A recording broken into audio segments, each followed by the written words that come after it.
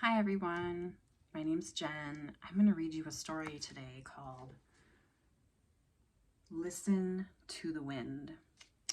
When I read a story, I will first show you the picture and then I read and then I show you the picture again because I know our favorite part is looking at the pictures, isn't it?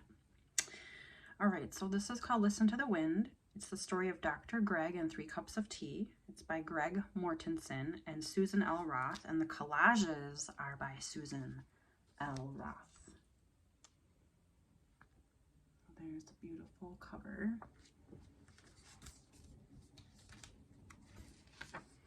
Notice they're collages, not paintings. That means they made something with tissue paper and fabric. This story is for Julia and Leo, who love SLR, and in memory of Haji Ali, GMSLR. Those are the incantations. Okay, here's the first picture. Notice you can see the layering of the art, that it's not a painting. You can tell that it's fabrics and tissues and things that stick up from the paper. We are the children of Carve. We live in a village in the mountains of Pakistan. Our families grow and gather the food we eat. Our mothers weave and sew the clothes we wear. We make up our games and we make our own toys. We read our books and we write with our pencils. We study in the school that we helped to build. Before our school was built, we had lessons outside. We wrote with sticks on the ground. Here's the picture again of the children of Carve.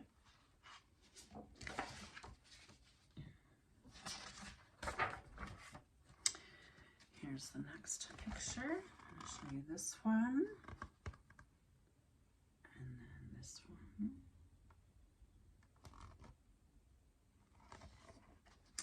That was before a stranger stumbled into our village. He was cold, hungry, and sick.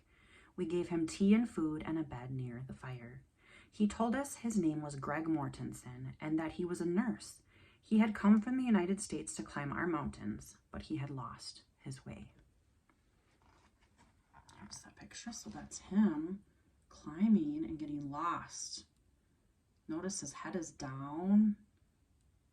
He's not confident anymore. He's lost. And he got sick and they're taking care of him.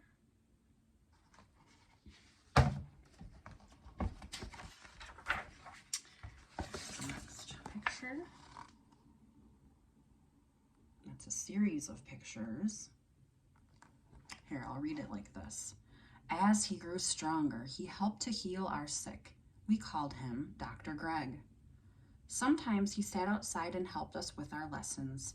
He knew that our teacher came just 3 times a week, but that we still studied every day.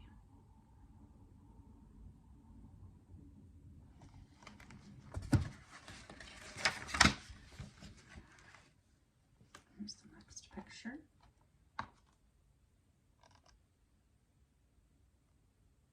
Let's see if I can try to read it like this again. When Dr. Greg was well enough to go home, he asked Haji Ali, our wisest man, to help him think of something special he could do for Carve. Haji Ali answered Dr. Greg with a puzzle. Listen to the wind, he said. Dr. Greg closed his eyes. From above the village on the high, flat ground where we sat at our lessons, the wind carried our voices down the path. Dr. Greg heard our voices. He felt the wind blow cold against his face, and he understood. Carve needed a school. Dr. Greg promised to come back and help us build one. We watched him walk away until he disappeared into the folds of the mountains. Here you can see that right there.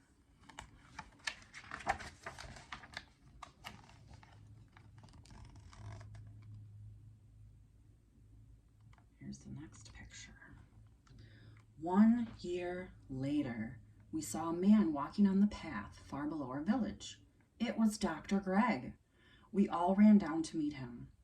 In Skardu, the nearest big town, he had collected the lumber, cement, and tools that we would need to build our school. But high above the Braldu River, we had only a single cable with a small box that could carry a person to our mountain from the next one. There was no bridge. Without a bridge, no one could bring the heavy loads of building supplies to Corfe. So see, here's the cable, and there's the little box that one person could fit in to go across.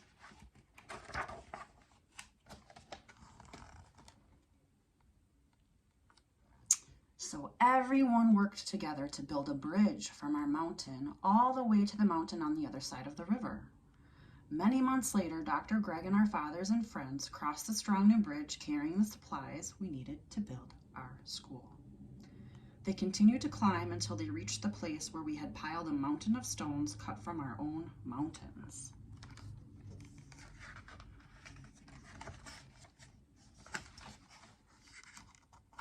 Here's the next set of pictures. Haji Ali marked the exact spot where our school was to stand. Our mothers carried water to mix the cement. The men began to lay the stones for our classroom walls. With our small fingers, we wedged tiny slivers of stones into the cement to make the walls stronger. Our school grew each day, up from the high, flat ground where we used to write with our sticks.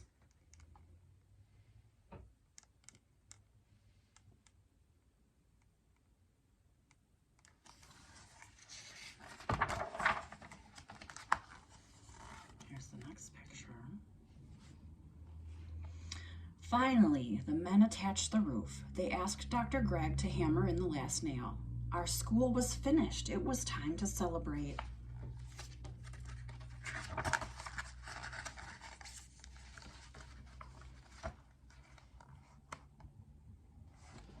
There's the school up on the top of the hill over here.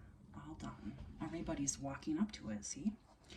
All right, our Imam, Shertaki, our wise man, Haji Ali, our teacher, Hussein, Dr. Greg, who kept his promise, Julia, the librarian, who brought our books, the craftsmen, the workmen, the porters, the grown-ups of Corfe, the children of Corfe, even the yaks, the joes, and the goats, and the sheep, all marched together to our new school. Did you guys know that a joe, it's spelled D-Z-O, and plural adds an S to it? That's a cow and a yak hybrid animal. So it's like a cross between a cow and a yak.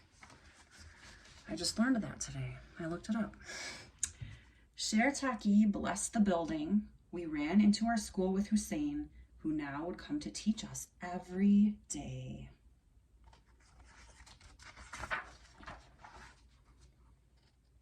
Look at that. They're in their school. Do they look happy? Do they look engaged? They look like they are ready to learn, don't they? Here's what the page says. We are the children of Corfe. We live in a village in the mountains of Pakistan. We write in Urdu and English. We add and subtract. We read our books and explore our maps. We are learning in the school that we help to build. We are the children of Corfe. Can you hear our voices? Listen to the wind. And there's a few more pictures of the actual events. So that's Dr. Greg coming. Here's some maps. The children of Corfe. This is Haji Ali, the wise man, who said, listen to the wind. That's an actual picture of him. Here's the bridge. Here's just the mountains around Corfe by the Karakora mountain range. And then here's the men of Corfe carrying the supplies. 18 miles to the building site. They carried all that heavy stuff. They were very determined to build that school. Here's an actual picture of the finished school. The teacher with the kids. Some other random pictures of all of the events. That's all of them in front of their school. Looks like, I think that might be Dr. Greg reading a story to the children. Ah, and the fruit. that you find there is apricots. There's actual wild apricot trees there. Can you imagine that? Do you like apricots? Some people say apricot. Apricot, apricot. And that is about it. So, what I really like about that story is that it reminds us that sometimes we need to slow down and listen. Remember how Greg really wanted to help the village in some way, and the wise men said, listen to the wind, and it made him stop and listen, and he heard the children's voices.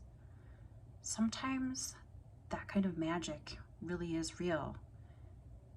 It can come to us in those moments of silence usually. It's probably not going to come to us when we're rushing around, right? We have to stop and listen. I also really like that story because it has a lot of meaning and purpose. Imagine, Dr. Greg didn't have to come back to Corfe, did he? But it meant so much to him to come back and help them and build a school that he came back and they made it happen. Who would have known they would have built a whole bridge? But they were so determined and they did it together. It just goes to show you that if you work together, if you really believe in something, you can make it happen. So don't give up on yourselves and really find in your heart and stop and listen to what you need and what you want and what's best for you. I hope you all have a great day. Bye.